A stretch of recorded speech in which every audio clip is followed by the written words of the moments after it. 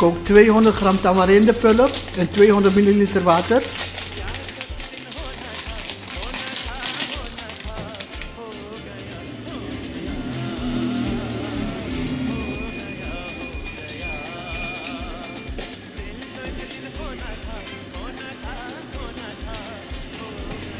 Goed de pulp van de pitten losweken.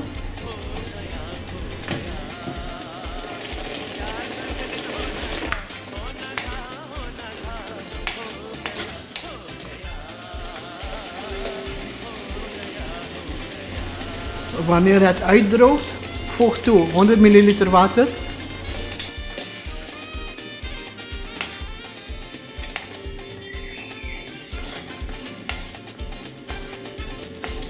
Wanneer alle pulp los is, vuur uitdoen.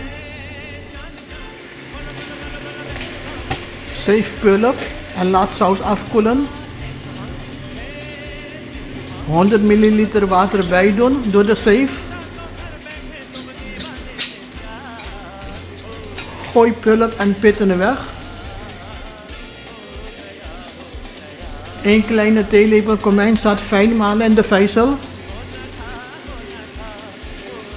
Voeg deze toe bij de saus.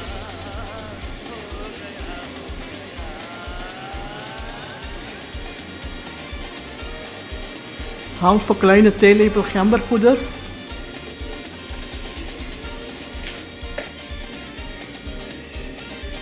Halve kleine theelepel chilipoeder.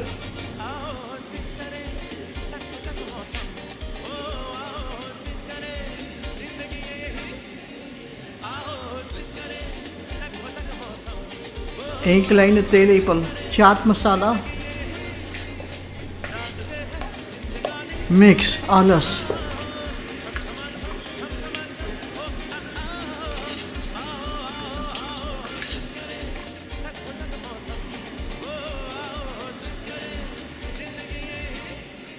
Eén eetlepel bruine rietsuiker.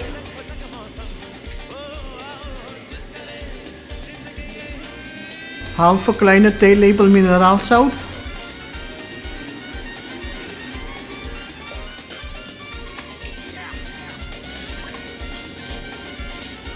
Breng 1 minuut aan de kook. Laat afkoelen, doe daarna afgedekt in de koelkast.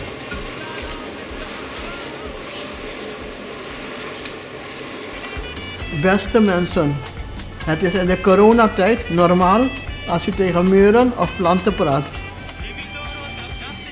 U hoeft ons pas te bellen als u antwoord krijgt.